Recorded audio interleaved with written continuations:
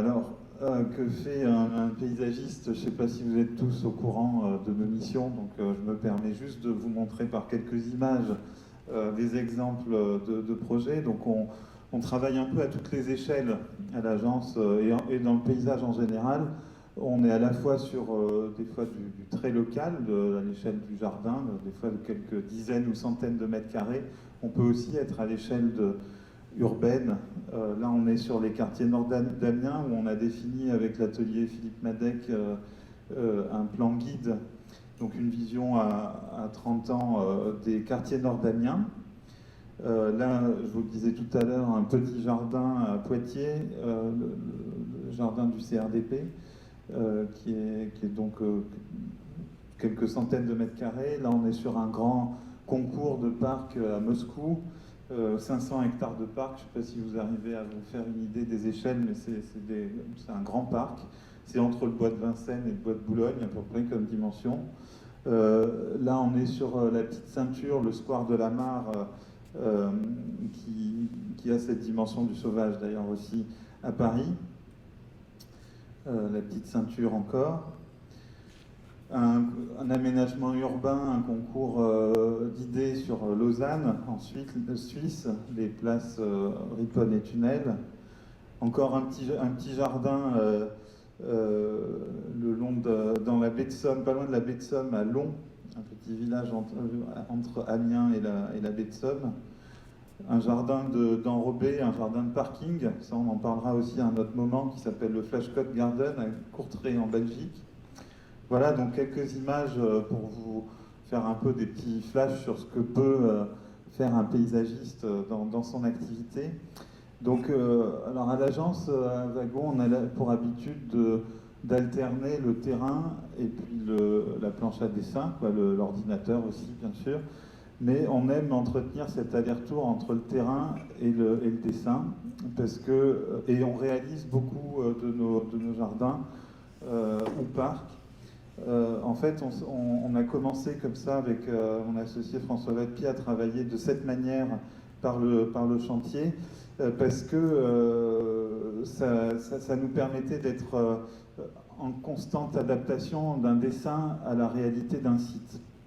Et on s'est rendu compte finalement, donc l'agence a aujourd'hui 10 ans, qu'en entretenant cet aller-retour terrain et atelier, en fait on dessinait aussi autrement. C'est-à-dire qu'on avait tendance à dessiner de manière un peu plus simple, surtout quand derrière c'était nous qui réalisions. Et donc cette méthode, cette philosophie de travail finalement a conduit aussi vers une manière de dessiner qui est donc peut-être plus simple, parce que quand on réalise, on n'a pas envie de se lancer dans des chantiers surhumains, et puis aussi peut-être plus axé sur la question du vivant, donc je vais en parler aussi tout au long de l'exposé, mais donc tout ce qui est végétal et pas que. Alors cette grande question du sauvage, qui est la thématique de ce séminaire, elle nous turlupine, elle nous taraude régulièrement à l'agence. Donc je vais vous montrer comment on peut l'aborder, mais je me suis permis aussi de remettre quelques définitions du dictionnaire et de rappeler que la base latine vient de Salvaticus silva, la forêt. Donc ça dresse quand même une image de l'origine du mot. Vous en avez peut-être sûrement déjà parlé, mais voilà, la forêt et puis l'inconnu, l'extérieur à la ville. Voilà, donc ça dresse un peu un paysage aussi justement. Et puis alors qu'est-ce qu'on trouve quand on cherche la définition du mot sauvage? Certains animaux qui vivent en liberté. Des variétés, là on parle plutôt d'agriculture non domestiquée ou qui poussent naturellement, et puis qui n'a pas été touchée par l'action humaine. Alors ça c'est quand même intéressant, parce que tout de suite on a des images de forêt primaire ou où mettons le curseur pour justement définir ce qui est sauvage de ce qui ne l'est pas, ce qui est naturel ou pas naturel. Voilà. En tout cas, si on est complètement puriste dans la définition, qui n'a pas été touchée par l'homme, par l'action de l'homme, on peut aller très loin. Voilà. Francis Allais travaille, je ne sais pas si vous connaissez Francis Allais, mais sur un projet justement de création de forêts primaires en France. Je crois que c'est quand même aussi un des thèmes d'actualité en ce moment avec les interrogations sur l'écologie et qu'on peut se poser aujourd'hui. Donc voilà, alors le sauvage, un peu au-delà des définitions, nous on essaye de voir aussi ce qu'il n'est pas. Alors on s'est interrogé déjà sur la question de l'association du sauvage et du vert, et du sauvage aussi en ville. Là, on a cette image de la rue de Rivoli et du parc des Tuileries, où on voit voilà, ces grandes artères franchement urbaines, c'est voilà, une image ancienne, et puis ce parc des Tuileries en vis-à-vis, et puis aussi ce dialogue depuis un peu l'origine des villes, entre jardin ou parc et espace habité urbain. La rue de Rivoli aujourd'hui, et puis pour nous faire un peu réagir, Vincent Calbeau qui dessine ces images de vision de Paris 2050. Sur ces images, justement, voilà, enfin, je suis personnellement un petit peu critique par rapport à cette question-là, parce que quand on parle de paysages et de végétaux, on aime les voir pousser en pleine terre. On aime les voir, si on parle de façades végétalisées, on aime les voir, même si ça, enfin, que les plantes viennent du sol, donc plutôt parler de grimpantes que de choses qu'on vient fixer au mur de manière artificielle. Enfin voilà, toute cette question du vert, d'une économie qui est finalement très liée à l'économie de la construction, elle interroge sur cette question de la nature et encore plus du sauvage, de cette association peut-être un peu trop rapide d'une nature qui ne serait que verte. Et qui, voilà, on parle souvent en paysage de choucroutage, voilà, de faire bien attention à cette définition justement de qu'est-ce qu'on amène en termes de vivant dans la fabrique de la ville, pour éviter cette question du choucroutage et du tartinage vert qui est souvent un peu trop lié, à mon sens, à l'économie de la construction. Et voilà. Donc le vert, voilà l'image horrible hein, de cette ville avec un vert de chewing-gum Hollywood. Et donc sur cette question du vert, du sauvage et de la nature, vous n'allez peut-être pas faire le lien comme ça si je ne vous parle pas de cette image, mais c'est un Nénètse, voilà, un peuple nomade du Grand Nord, qui, pour en fait définir la qualité de la neige, ont des dizaines de variations sur la question du blanc. Voilà, donc cette image par rapport au vert un peu terne et un peu on va dire finalement sans définition sur les images qu'on a pu voir avant, peut-être se dire que déjà, peut-être que la question des variations du verre et de ce qu'on met dans ce verre pourrait nous aider à la manière un peu des Nénètses de définir ce qu'on sous-entend dans cette question de la nature dans la ville. Alors, l'autre question, on le voyait tout à l'heure dans les définitions, c'est la question de l'association du sauvage et de l'humain. Ça peut se faire, si on parle de faune, voilà, les cathédrales sont des magnifiques nichoirs naturels, petits rapaces, mais j'aime bien faire référence à la ville de Pripyat, qui est donc Tchernobyl, ville abandonnée, et où on observe depuis des années l'arrivée du sauvage dans un espace qui a été habité par l'homme. Tant et si bien qu'il y a même eu aussi des tentatives réussies de réintroduction d'animaux assez rares, genre le cheval de Przewalski. Ah, merci. Donc cette image de la ville sauvage, c'est aussi ça, c'est des loups qui chassent dans la ville, c'est ces fameux chevaux de Przewalski qui réintroduisent ces espaces naturels et qui s'y portent bien, puisqu'il n'y a plus l'homme. C'est aussi, dès lors que justement on sort un peu du contexte de la ville abandonnée par l'homme, savoir jusqu'à quel moment on accepte aussi le sauvage et la faune dans nos espaces habités. Là, c'est dans les Calanques à Marseille. où on voit que bon, l'allée et ses marcassins, c'est un spectacle pour ces petits baigneurs, voilà, qui lui donnent des fois à manger. Alors des fois, on se méfie pas bien aussi du degré sauvage de l'animal, il faut pas forcément, il y a des accidents. Ça, c'est assez marrant, c'est vers Lumini, les sangliers qui viennent retourner la terre fraîche des ronds-points, puisque c'est irrigué, normal, ils vont chercher de l'eau. Et puis, justement, jusqu'à quel degré accepte-t-on le sauvage et cette faune dans la ville? Il y a des limites et il y a ces fameuses... Là, on est à la campagne pastrée, donc en plein Marseille, dans le parc des Calanques, mais dans Marseille aussi, où on a des battues administratives régulières qui régulent cette faune sauvage dans la ville, qui fait beaucoup de dégâts. Mais voilà, alors après... moi, je pense que justement cette question de l'animal, qui, selon moi, est très représentative de cette intégration du sauvage à l'aménagement ou à l'urbain en général, elle pose aussi la question d'une manière de faire, quoi. Si, peut-être qu'en irriguant autrement ou en irriguant moins, on attirera moins sur certaines zones des sangliers. Enfin voilà, il y a des choses comme ça qui se produisent en fait aussi par l'action de l'homme sur son propre espace. Alors, voilà, c'est quelques pistes jetées. La grande question, c'est aussi comment accueillir un degré de sauvage dans le projet de paysage. Alors, je vais l'aborder sur plusieurs axes. La question de l'animal, du végétal et du sol. Et comment est-ce que dans notre métier de paysagiste, on peut influencer dans les aménagements qu'on produit sur ces trois axes-là. Donc l'animal, pour moi déjà, vous l'avez compris dans les images que j'ai montrées précédemment, mais en fait il est révélateur très souvent d'une continuité écologique, de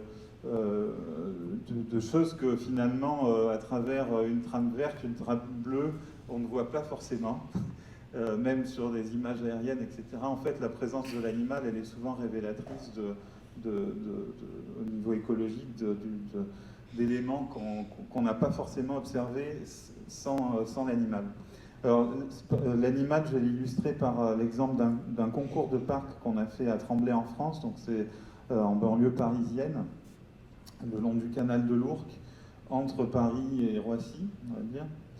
Donc ce concours de parc, on est sur ce périmètre-là, mesure 11 hectares, et on est dans une forêt assez ancienne où la mairie est venue s'installer, là vous voyez la petite étoile, au milieu d'un axe historique qui relie la partie très dense et habitée de Tremblay et ses zones pavillonnaires, mais pas que pavillonnaires aussi, et puis la gare en bas de la flèche, en bas du plan, vers le grand échangeur et le rond-point là. Donc la mairie est venue s'installer là pour en fait bloquer cette urbanisation et préserver ces 11 hectares d'espace boisé en cœur de ville dans les années 80. Et donc ce parc existe. Il a donc un potentiel boisé vraiment important. Et puis, mais il a eu besoin, il y a 4 ans, d'une petite rénovation, et donc un concours a été lancé. C'est dans ce contexte-là qu'on a travaillé sur ce site. Donc 3 équipes sont retenues, on en fait partie, et on fait notre visite de site, on voit ce genre d'image d'un parc qui vit, et puis il y a cet élément-là qui nous interroge à un moment qu'on a photographié du coup, et puis qu'on a finalement observé à plusieurs endroits, et qui peut paraître anecdotique, mais qui est en fait révélateur justement de cette dimension animale et écologique dont je vous parlais tout à l'heure. En fait, c'est des traces de frottis de bois de chevreuil. Le chevreuil, voilà. Et donc, ça nous a tout de suite donné envie de creuser cette piste de l'animal, parce que un jeune chevreuil, le brocard, vit sur un petit territoire de 7 hectares, mais il ne vit jamais seul. Un chevreuil adulte a un double de territoire, à peu près une quinzaine d'hectares, et puis le chevreuil dans son environnement avec sa harde est plutôt, on a plutôt un territoire d'une centaine d'hectares. Donc en fait, La présence du chevreuil, pour nous, elle signifiait qu'on avait une connexion du parc bien au-delà de ces 11 hectares à un ensemble naturel ou au moins varié qui permettait au chevreuil de circuler. Et effectivement, c'est ce qu'on a observé, il y avait une connexion entre le parc, donc des 11 hectares encadrés là, en passant par des grands ensembles, finalement moins la zone pavillonnaire, mais on était connecté au canal de l'Ourcq et puis à toute la plaine agricole et puis forestière aussi sur certaines parties de Roissy.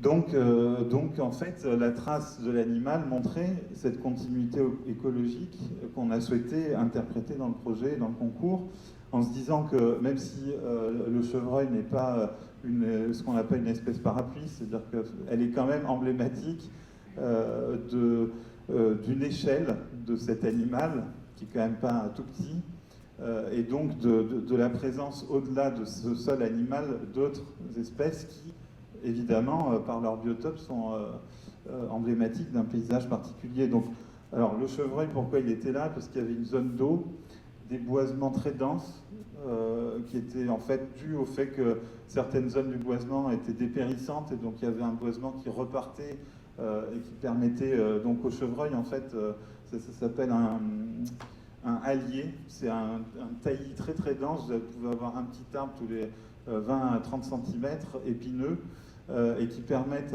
au chevreuil en fait de se cacher et puis surtout de s'abriter, même s'il y a des chiens qui se promènent ou des humains, de la présence humaine ou d'autres animaux, même en plein jour, quoi. Donc il y avait ce biotope, enfin oui, c'est un des éléments du biotope du chevreuil dans ce parc-là, et l'eau, qui est aussi, comme on l'a vu avec les sangliers tout à l'heure, un élément très important.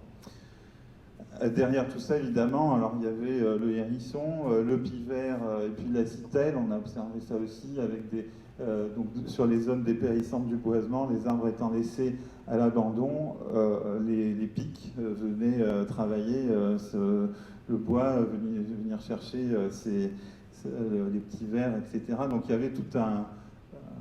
voilà, donc l'objectif qu'on s'est fixé en fait dans ce concours, c'était un peu un pari, mais c'était de se dire qu'on arriverait finalement à concilier, à placer le curseur au bon endroit pour que la cohabitation homme et animal persiste. Et puis surtout, finalement, que ça se traduise en un aménagement.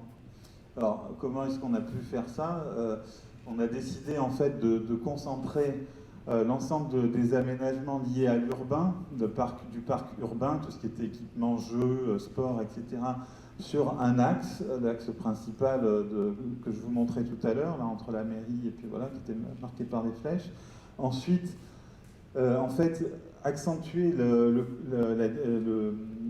caractère diversifié du boisement, ce qui s'était produit accidentellement par un boisement dépérissant. Nous, on a souhaité le renforcer en créant une mosaïque d'espaces boisés par la gestion, en fait, hein, je vous expliquerai brièvement tout à l'heure. Et puis une promenade en forêt qui permettrait de passer de l'urbain au parc sauvage, en fait, à l'animal, à la rencontre avec l'animal.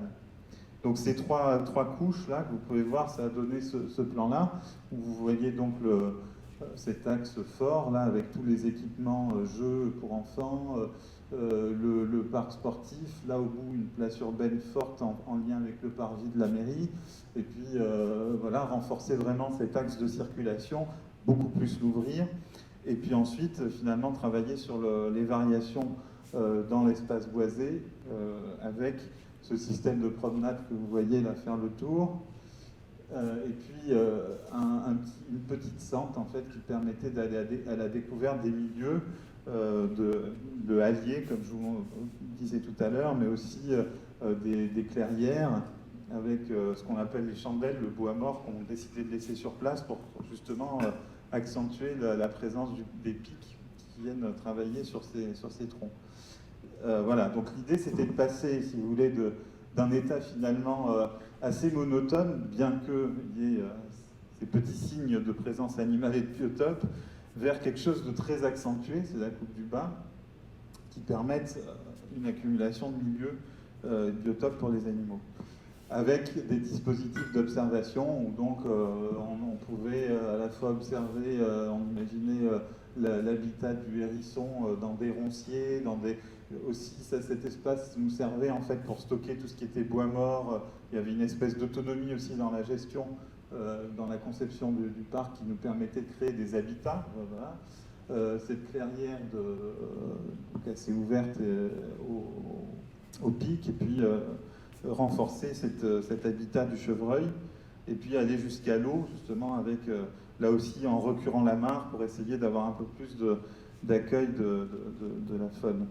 Ça, voilà, c'était des coupes en fait de gestion qui nous ont permis de décrire un petit peu les différentes ambiances qu'on souhaitait avoir. Et puis ensuite, on avait tout un principe, je vous parlais du hérisson tout à l'heure, de gestion du parc qui permettait d'avoir en fait toute la production d'une pousse végétale dans la création d'habitats pour les animaux. Et puis aussi de limiter les exports liés à l'entretien de ce parc. Donc là, on a 4 petites coupes, une de la lisière du Grand Axe, qui est elle plus ornementale pour accentuer le côté urbain, un taillis sous-futé qui est une forme de boisement, une forêt plutôt naturelle où on laisse repousser ce qui vient après ce qui se passe naturellement, c'est-à-dire une tempête, un bois qui tombe, et puis une clairière et une régénération du bois, et puis une forêt plutôt jardinée dans certains espaces. Ça, c'est la perce de l'axe urbain, et on a fini 2e dans ce concours. Le végétal pionnier, la dimension pionnière du végétal dans l'accueil du sauvage, c'est aussi quelque chose qui nous intéresse. Et là, on va aller donc en Russie, dans le parc qui s'appelle le parc de Nicolas Lenivets, qui est à 350 km au sud-ouest de Moscou. C'est un parc qui accueille aujourd'hui des artistes, notamment Nikolai Polisky, qui est un grand artiste contemporain russe, et qui est en résidence là-bas depuis les années 2000. Donc cette église d'ailleurs est devenue son atelier. Il fait des œuvres assez monumentales, là, comme on voit ici, avec du bois, où là aussi il y a une création en fait issue de l'entretien d'un espace qui est assez intéressante et finalement très liée dans l'art à la question du paysage.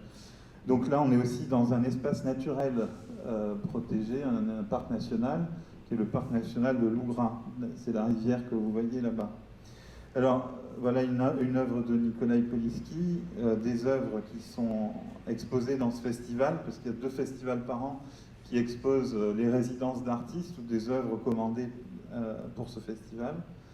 Et nous, on est arrivé sur ce parc en 2006, et en fait, l'équipe de ce parc se rendait compte qu'il y avait quelque chose qui n'allait pas, en fait, qui les perturbait, c'est que à la chute du mur, les parcelles communes de culture, le kolkhoz, ont été remaniées, et certaines parcelles qui étaient cultivées en foin, notamment, donc ouvertes, n'étaient plus entretenues, et donc alors la dynamique naturelle qu'on peut observer partout, c'est que quand l'homme n'est pas là, ou quand il n'y a pas accident, la nature se boise. On avait un prof d'écologie à Versailles qui nous disait que la nature ne pensait qu'à boiser. Ça peut rester dans les têtes, et c'est vrai, il y a toujours cette dynamique de fermeture. Donc là, il y avait de manière très flagrante cette dynamique de fermeture. Là, on est dans un ancien champ où vous pouvez voir là des bouleaux, donc essence pionnière, premier stade de l'arrivée de la forêt, qui marquait justement cet abandon des cultures et la fermeture de l'espace. Là, on avait un boisement plus ancien derrière, mais ça allait très vite en fait. Et donc nous, on est allé là, avec François, faire des relevés à l'hiver, parce que c'était beaucoup moins dense, les feuilles n'étant pas là. On est allé relever les grandes masses en fait boisées du stade pionnier. Ce qu'on s'est rendu compte, c'était assez marrant, c'est que naturellement, le pionnier, les essences pionnières, arbustives ou ligneuses, venaient en fait s'installer dans les anciens sillons de labour. Vous voyez là que la ligne est parfaitement droite et pourtant rien n'a été planté. Et donc en fait, ces lignes-là nous ont conduit vers un dessin très régulier de ce parc qui consistait en fait à tenir une structure, le schéma que vous voyez en haut à gauche, d'un grand axe qui permettait à tout le monde de se retrouver, et puis ensuite d'autres chemins transversaux, et puis ensuite, c'est les deux schémas que vous voyez en bas, de finalement s'intéresser et maîtriser un peu mieux ce degré d'ouverture et de fermeture du paysage. Ce schéma du milieu, soit en cultivant ou en entretenant l'espace ouvert, et schéma de droite en bas, en gérant aussi l'espace forestier. Ça a donné ce dessin-là, qu'on a jardiné et réalisé nous-mêmes. Donc là, c'est juste des petites coupes d'évolution qui montrent ce qui s'est passé entre 91, la chute du mur, et puis notre arrivée en 2006. Et puis ensuite, nous, ce qu'on a pu faire, en fait, on a été assez opportuniste, là où c'était déjà un peu ouvert ou pas trop fermé, on a maintenu ou accentué cette ouverture, et puis à d'autres endroits, on a maintenu l'espace fermé. Donc voilà, on est passé ensuite, comme je vous le disais tout à l'heure, du crayon à la mire optique, puis à la tronçonneuse, pour dessiner voilà, ces allées, débroussailler, et puis ensuite girobroyer certains endroits pour entretenir des layons qui permettent de structurer le boisement. Les layons, c'est une allée forestière technique, on va dire, qui permet d'entretenir une mosaïque d'espaces boisés, voilà, que vous voyez là. Et donc, 2004, voilà, vous voyez Google Earth, 2009, ce qu'on a pré-sculpté, en fait, dans cette dynamique de boisement, et puis ça, c'était en 2013, je crois. Donc, vous voyez, entre les deux, comment est-ce que finalement ça avance assez vite. Alors, il y avait trois types d'espaces, c'est nos trois situations, on va dire, de travail en tant que paysagiste. On travaille soit sur l'espace ouvert, soit sur l'espace fermé, le boisement, soit sur l'entre-deux, la lisière. Donc, l'espace ouvert, je ne vais pas le détailler là, je vais me concentrer sur l'espace boisé. L'espace ouvert, je vous le disais tout à l'heure, il était soit cultivé, soit entretenu. Donc cultivé là, alors ça c'est une grande bande de 10 hectares qu'on a remis en culture, là c'est du blé noir, pour vraiment en fait constituer une limite franche entre cette dynamique naturelle de boisement et puis l'espace ouvert. Le champ il permet vraiment sur cette dimension-là d'empêcher les ligneux d'apparaître au-delà. Et puis voilà, les lisières, donc qui sont l'espace de l'entre-deux, où on a travaillé des lisières avec ou sans ourlet. Alors l'ourlet, c'est la partie arbustive que vous voyez là, qui se développe naturellement entre l'espace ouvert et l'espace fermé. Vous avez de couvert boisé, vous avez toujours un ourlet plutôt arbustif qui, à la lumière, est beaucoup plus florissant, attire souvent. C'est là aussi qu'il y a beaucoup d'animaux, parce que c'est là où il y a les petits fruits, les petites fleurs. Voilà. Et donc, voilà, c'est un type de lisière que vous pouvez voir là, où il y a des actions régulières, c'est ce qu'on voyait dans les coupes précédentes sur cet ourlet-là, qui, s'il n'est pas rabattu, va finalement devenir forêt, puisque les graines des ligneux vont s'installer là-dedans, et puis ça va devenir un boisement, la forêt va avancer. Et puis le boisement, donc là, c'était plutôt là-dessus que je voulais me focaliser, parce que finalement, c'est l'espace boisé, c'est là où la dynamique de temps est la plus lente, et où en tant que jardinier ou forestier, on peut intervenir pour accélérer un processus naturel. Donc il y avait cet état un peu d'enfrichement qu'on a relevé, qui donnait à peu près cette cartographie que vous voyez à droite, et puis l'année 1, cette création d'ouverture dans le boisement, sur d'abord 50 hectares, et puis ensuite un peu plus, la création de layons un peu plus loin, pour structurer complètement 150 hectares de boisement. Et donc ce qu'on a vu aussi, c'est qu'en fait, c'était pas un boisement qui était identique partout, mais qu'il y avait une mosaïque déjà en fait dès le stade pionnier de boisement. Et ça, c'est ce qui est représenté sur cette carte-là. Alors je vais en présenter que deux, mais il y avait ce qui se passait en fait finalement près du grand champ, là, que vous voyez là, qui est la limite entre l'espace boisé et puis l'espace ouvert. Il y avait toute un boisement très pionnier qui était très dense et qu'on a souhaité conserver en l'état. C'était une formation de taillis, donc essentiellement de bouleau, et où là, nos actions se sont concentrées sur un rabattage, une coupe à blanc, en fait, si vous voulez, à l'intérieur du taillis tous les 10 ans, en conservant les ourlets de la lisière, ce que vous voyez ici, et puis en laissant, en fait, si vous voulez, par action de coupe régulière, un boisement très dense sur ces espaces-là. C'était voilà, les images de ce boisement-là, encore ici. Et un autre élément, un autre type de boisement qu'on avait pu relever, c'était des pinèdes. C'est là où il y avait, en fait, dès le stade pionnier, la présence de pins qu'on a décidé là, de favoriser. Donc là aussi, on a accentué, si vous voulez, dans un boisement au départ, il y a toujours des dominants qui vont gagner la bataille et qui vont constituer les espèces dominantes de votre boisement. Là, il y avait une base de pins qui aurait pu perdre et qu'on a décidé d'encourager de gagner. Voilà, donc en fait, au départ, en coupant, en étêtant tous les autres arbres qui n'étaient pas des pins pour donner la lumière aux pins et qui gagnent en hauteur. Voilà. Et puis, petit à petit, cette pinède se constituant, on a pu ensuite l'aménager, rentrer dedans, faire des petites terrasses, des aménagements confortables. Voilà. Là, vous avez ce développement de la pinède avec cette œuvre-là que vous voyez en référence, qui vous donne l'échelle, un peu de croissance. Ça, c'est 5 ans les arbres ont doublé en seulement 5 ans. Quoi. Voilà les ambiances de la pinède. Et puis, un dernier type de boisement qui est la question de la clairière ou du bois clair, où en fait on a observé sur certains endroits, et là ça c'était quand on se rapprochait des boisements plus anciens, qui avaient des essences dryades, c'est-à-dire du second stade de développement de la forêt, post-pionnier, qui étaient présents dans ce stade pionnier, que si on favorisait, en fait, là aussi accélérer le développement du bois. Enfin, c'est peut-être d'une échelle de, je sais pas, 50 ans pour le développement d'un chêne qui aurait attendu la lumière pour se développer, là, à une petite dizaine d'années.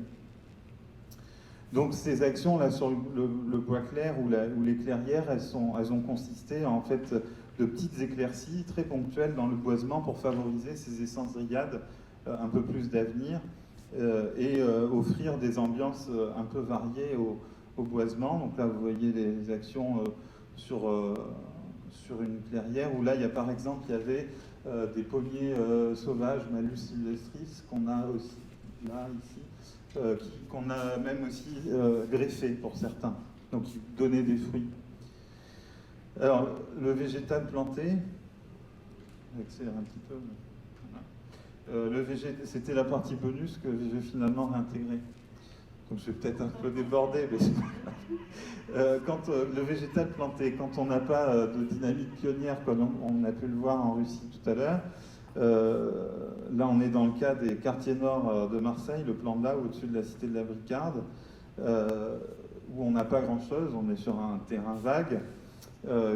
On a finalement, là aussi, souhaité insuffler une dynamique naturelle et de non-gestion dans l'espace public qui s'inspirait en fait de notre expérience russe, quoi. Donc là, voilà quelques photos de l'existant avant projet, où vous voyez que sur ce terrain vague, finalement, il y a quand même pas mal de choses. Et on retrouve l'espace ouvert qu'on voyait tout à l'heure, les espaces de colonisation, tendance de fermeture, encore une fois.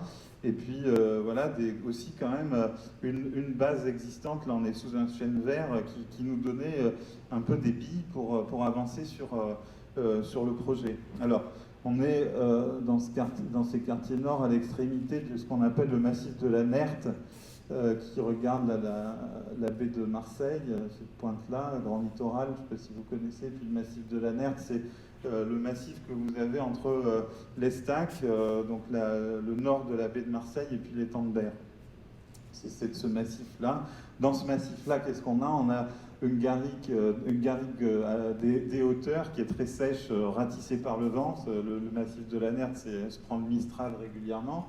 On a une garrigue des hauteurs sèches et des reliquats de pinède dans les fonds de vallon en général, là où le feu a sauté, puisque c'est un massif qui a souvent brûlé, et puis des fonds de vallon plus frais.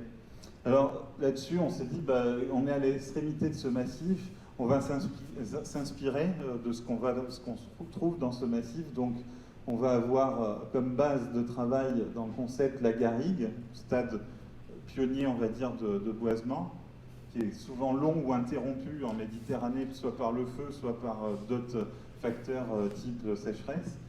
Mais la garrigue, qui est un premier état de fermeture de l'espace ouvert, et puis la prairie sèche. Et depuis la garrigue, on va associer des variantes, donc de la garrigue, de ce premier stade de boisement, on peut aller vers la pinède, vers une garrigue productive, où on va retrouver des essences nourricières, une chaînée, essence d'avenir, ou une garrigue arborée. Donc, et par contre, ce qu'on va faire, c'est ce que je voulais juste vous montrer là, c'est que on va tout planter au même niveau, soit on va partir de la strate arbustive, de la garrigue, et à l'intérieur de ce massif arbustif, ça c'est année zéro plantation, on va en fait cacher des petits plants forestiers ou alors faire des semis d'essences ligneuses qui, si on n'entretient pas, vont aller vers cette dynamique accélérée du boisement.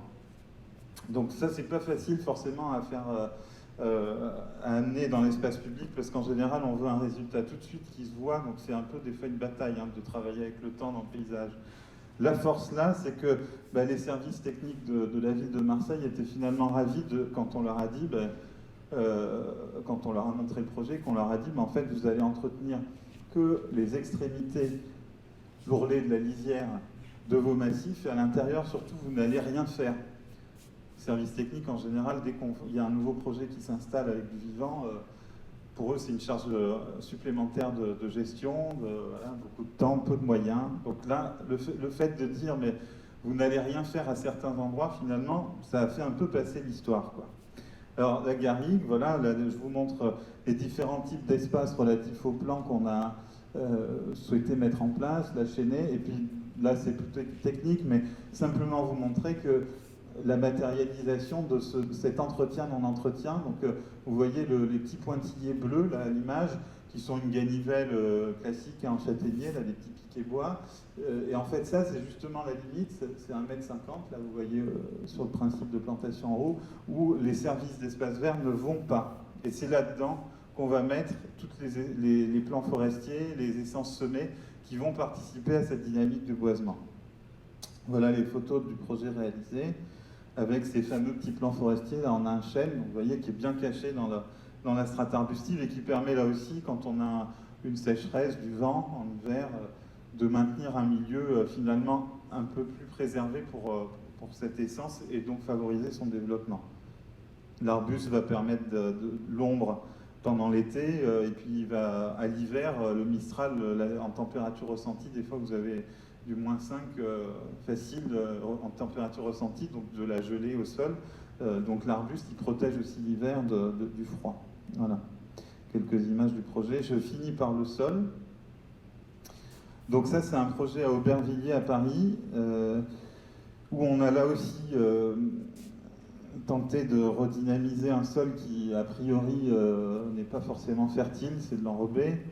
Donc ce jardin, c'est le jardin des Joyeuses, dans la cité de la Maladrerie à Aubervilliers. C'est l'OPH, bailleur social, qui nous a confié cette commande. Alors à l'origine de cette cité, il y avait ce parking avec, c'était le temps de l'ère du tout voiture et la voiture au plus près de son habitation, ce qui change quand même beaucoup aujourd'hui dans les aménagements. Le parking étant fermé, c'est devenu un lieu de rodéo, en fait, de scooters, de trucs, donc un truc infernal dans une cour d'immeuble, comme vous imaginez. Et puis l'OPH a souhaité mettre fin à ce rodéo incessant et au bruit et aux plaintes des habitants, et donc est venu tout défoncer au BRH, là c'est l'instrument que vous voyez là sur la pelle, pour voilà, empêcher les scooters de venir. À ce moment-là, ils nous ont appelés, ils nous ont dit, on a 25 000 € pour 2000 m², qu'est-ce que vous pouvez nous faire là-dessus? 25 000 €, c'est rien, c'est en ratio au mètre carré, c'est 25 € à peu près d'aménagement. Enfin, en général, l'espace public aussi entre 150 et 250 € suivant les matériaux. Donc vous voyez, c'est vraiment rien. Donc là, on leur a dit, déjà, en fait, si on a fait un petit calcul rapide, si on exporte votre sol, tout ce que vous avez défoncé là, on n'a plus d'argent pour faire quoi que ce soit. Donc on peut faire propre, c'est une option, et puis sinon on peut planter, on peut tout laisser en place, et puis en fait essayer avec cet enrobé sur place, ce matériau non fertile, et puis aussi surtout une dalle. Là vous voyez que sous l'enrobé il y a encore du béton, des trucs comme ça. On peut essayer quand même de fertiliser, puis d'amener une dynamique par le sol de végétalisation. Ça, ils l'ont accepté évidemment, parce que nous appelaient nous paysagistes pour faire un jardin, pas pour faire propre. Donc, on a amené de la terre. Il y avait 40 mètres cubes de terre, si mes souvenirs sont bons, et 20 mètres cubes de gravier. Et donc, on est venu déposer de la terre sur ces 2000 mètres carrés, dans les fissures, pour planter, et puis surtout pour céder des plantes pour continuer le travail du BRH, là, du broyeur hydraulique, de décompactage et d'ouverture de ce sol, quoi. Donc on a là aussi amené des essences pionnières très rustiques, des choses qui se ressèment, des vivaces qui par leurs racines vont creuser encore plus le sol et puis perturber l'imperméabilité existante sur ce terrain. Donc là on a une vue l'année 1, on va dire, où vous voyez là qu'on a une dominante d'annuelles, de plantes qui se ressèment, mais on avait aussi planté, on va dire pour le second temps, les annuelles disparaissent assez rapidement, vous avez les coquelicots sur un sol retourné, et puis après vous n'en voyez plus en général, sauf si vous continuez à remuer votre terre, quoi. Donc là, la terre étant fraîchement amenée, les annuelles se sont bien plus, puis ont progressivement disparu, et voilà quelques images du jardin qu'on jardine encore aujourd'hui. Là, ça fait 5 ans, on y va de temps en temps avec l'agence, pour en fait, comme en Russie, comme à beaucoup d'endroits, en fait, aider certaines dynamiques de certaines essences à se développer.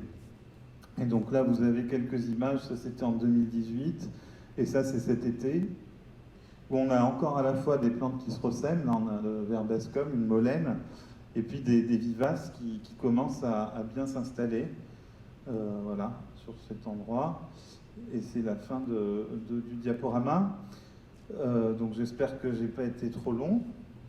Je vous remercie de votre attention. Et donc juste simplement rappeler qu'effectivement, cette question du sauvage, nous, voilà, si on se rappelle des définitions, il faut, en termes de projet, je pense que si on devait aborder la question du sauvage dans le projet de paysage, on irait consulter ou aider Francis Salé. Et après, suivant là où on place son cursus, voilà, on peut travailler sur le sol, la dimension animale quand on a la chance de voir certaines traces d'animaux dans les projets, et puis évidemment la dimension végétale, le vivant, qui est quand même le cœur de l'activité du paysagiste. Voilà, merci.